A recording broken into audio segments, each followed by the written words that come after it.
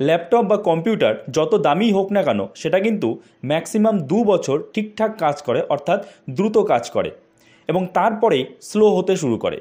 আজকের এই ভিডিওতে আমি এমন কিছু টিপস অ্যান্ড ট্রিক্স আপনাদের সাথে শেয়ার করব যেগুলো যদি আপনি ঠিকমতো ফলো করেন তাহলে আপনার কম্পিউটার বা ল্যাপটপ যত পুরনোই হোক না কেন এবং যত স্লোই হোক না কেন সেটা কিন্তু একদম নতুনের মতো ফাস্ট কাজ করবে।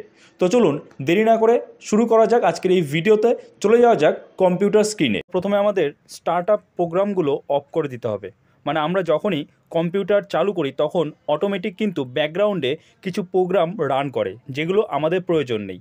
তো সেই অপ্রয়োজনীয় স্টার্ট আপ প্রোগ্রামগুলো কিন্তু আমাদের অফ করে দিতে হবে। তো এর জন্য আমাদের কিবোর্ড থেকে কন্ট্রোল অল্ট এবং ডিলিট বাটন একসাথে প্রেস করতে হবে এবং প্রেস করলেই আমাদের সামনে ঠিক এরকম একটা ইন্টারফেস খুলে যাবে এবং এখান থেকে আমাদের টাস্ক ম্যানেজার সিলেক্ট করে নিতে হবে।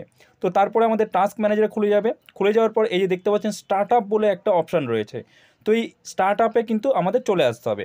স্টার্ট আপে ক্লিক করার পর আমাদের এখানে যে অ্যাপগুলো অটোমেটিক ব্যাকগ্রাউন্ডে রান হচ্ছে সেগুলো কিন্তু এখানে শো করবে।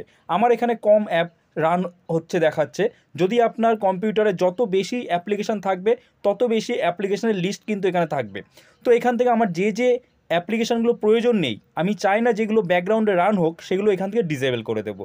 তো তার জন্য কি করব, তার জন্য সেই অ্যাপ্লিকেশানের উপরে মাউস নিয়ে রাইট ক্লিক করব। রাইট ক্লিক করার পর এই যে দেখতে পাচ্ছেন চলে এসেছে ডিসেবল। এই ডিসেবলে আমরা ক্লিক করব। ক্লিক করলেই কিন্তু আমাদের এই অ্যাপ্লিকেশানটা আর ব্যাকগ্রাউন্ডে রান হবে না এবং তাতেই কিন্তু আমাদের কম্পিউটার অনেকটা ফাস্ট হয়ে যাবে। দ্বিতীয়ত, আমাদের কম্পিউটারের সব ভিজুয়াল এফেক্টসগুলো অফ করে দিতে হবে। এর জন্য আমাদের চলে যেতে হবে স্টার্টে যাওয়ার পর সেটিংসে আসার পরে আমাদের সামনে এরকম একটা ইন্টারফেস ওপেন হয়ে যাবে এবং এবার এখানে এই সার্চ বারে লিখতে হবে অ্যাডভান্স সিস্টেম সেটিংস, লিখে আমাদের এন্টার প্রেস করতে হবে। এন্টার প্রেস করলেই আমাদের সামনে ঠিক এইরকম একটা উইন্ডো ওপেন হবে এবং এরপরে এখানে দেখতে পাচ্ছেন আপনারা রয়েছে যে অ্যাডভান্সটা অটোমেটিক সিলেক্ট করাই রয়েছে। এবার আমাদের এই যে সেটিংস বলে অপশানটা রয়েছে এই সেটিংসে ক্লিক করতে হবে। সেটিংসে ক্লিক করলেই আমাদের সামনে এরকম একটা বক্স ওপেন হয়ে যাবে এবং এখানে আমাদের এই যে কাস্টম সিলেক্ট করে নিতে হবে। তো কাস্টমে সিলেক্ট করার পর এই যে নিচে দেখতে পাচ্ছেন যে কটা টিক দেওয়া আছে সব কটা আমাদের কিন্তু আনটিক করে দিতে হবে।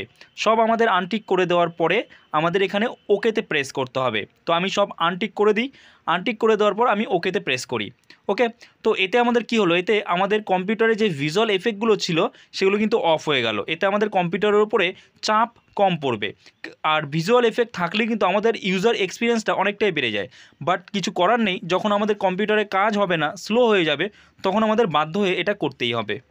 কম্পিউটারকে ফাস্ট রাখার 3 নম্বর টিপস হচ্ছে অটো আপডেট অফ রাখা। তো চলুন দেখে নিই যে কীভাবে অটো আপডেট আমরা অফ করব। তো এর জন্য আমাদের স্টার্ট মেনুর পাশে এই যে সার্চ বার রয়েছে, এখানে সার্চ করব রান সার্চ করতেই আমাদের এই যে অ্যাপ্লিকেশানটা কিন্তু চলে আসবে। তো এটা আমরা ক্লিক করে ওপেন করে নেব। ওপেন করার পর এখানে আমরা এই যে দেখতে পাচ্ছেন সার্চ বারে লিখব services.msc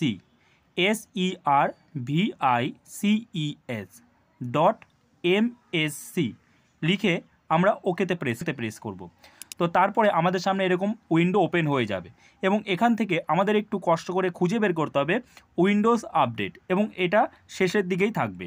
তো আমরা এই যে দেখুন পেয়ে গেছি কিন্তু উইন্ডোজ আপডেট, দেখতে পেয়েছেন। তো এখানে আমরা রাইট ক্লিক করব। রাইট ক্লিক করলে এই যে প্রপার্টিসে চলে যাব। প্রপার্টিসে ক্লিক করার পর আমাদের সামনে এরকম উইন্ডো চলে আসবে এবং এখানে আমাদের কি করতে হবে, এখানে এই দেখতে পাচ্ছেন স্টার্ট আপ টাইপ, দেখুন ম্যানুয়াল রয়েছে। তো এই ম্যানুয়াল আপনি করে রাখবেন অথবা ডিসেবল করে রাখবেন, কিন্তু অটোমেটিক রাখবেন না। যদি আপনার অটোমেটিক থাকে তাহলে আপনি ম্যানুয়াল সিলেক্ট করে রাখুন অথবা ডিসেবল করে রাখুন। এতে কি হবে, অটোমেটিক আপনার কম্পিউটারের উইন্ডোজ কখনোই আপডেট নেবে না বা কোনো অ্যাপ আপডেট হবে না। ঠিক আছে, আপনি যদি চান তাহলেই আপডেট হবে। যখন আমরা নতুন কোনো অ্যাপ্লিকেশান বা সফটওয়্যার কম্পিউটারে ইনস্টল করি তখন কিন্তু সেই সফটওয়্যার রিলেটেড বা অ্যাপ্লিকেশান রিলেটেড নতুন কিছু টেম্পোরারি ফাইল অটোমেটিক্যালি কম্পিউটারে ক্রিয়েট হয়ে যায় এবং সেই ফাইলগুলো কিন্তু জমা হয় সি ড্রাইভে। আর সি ড্রাইভ যত ফুল হবে তত আপনার কম্পিউটার স্লো হবে। তো তার জন্য এটা আমাদের অফ করে দিতে হবে যাতে অটোমেটিক্যালি কোনো ফাইল ক্রিয়েট না হয়। তো এর জন্য আমাদের আবার চলে যেতে হবে স্টার্টে এবং স্টার্টে গিয়ে তারপরে যেতে হবে সেটিংসে যাওয়ার পর সিস্টেমে ক্লিক করতে হবে। এই যে দেখতে পাচ্ছেন স্টোরেজ অপশান রয়েছে, এই স্টোরেজে ক্লিক করতে হবে। স্টোরেজে ক্লিক করার পর এই যে ওপরের যে বাটনটা রয়েছে এটা আমাদের অফ করে দিতে হবে। যদি অন থাকে তাহলে অবশ্যই অফ করে দেবেন। আমার কিন্তু অফ করাই ছিল, তো আপনাদের অন থাকলে এটা কিন্তু অফ করে দেবেন, তাহলেই কাজ শেষ। তো এরপরে আমরা আবার চলে যাব রান প্রোগ্রামে। রান প্রোগ্রামটা ওপেন করার পর এখানে আমরা এই সার্চ বারে লিখব টেম্প, TEMP লিখে ওকেতে ক্লিক করব। ওকেতে ক্লিক করার পর এখানে আমাদের কন্টিনিউতে ক্লিক করতে হবে। তো আমরা কন্টিনিউতে ক্লিক করে দিলাম। কন্টিনিউতে ক্লিক করার পর আমাদের সামনে ঠিক এইরকম একটা ইন্টারফেস ওপেন হবে এবং এখানে আমাদের কি করতে হবে, এখানে আপনি দেখতে পাচ্ছেন যে কি পরিমাণ টেম্পোরারি ফাইল আপনার জমা হয়েছে সি ড্রাইভে, যে কারণে কিন্তু আপনার কম্পিউটার অনেকটাই স্লো হয়ে গেছে। তো এখান থেকে আমাদের এই টেম্পোরারি ফাইলগুলো ডিলিট করতে হবে।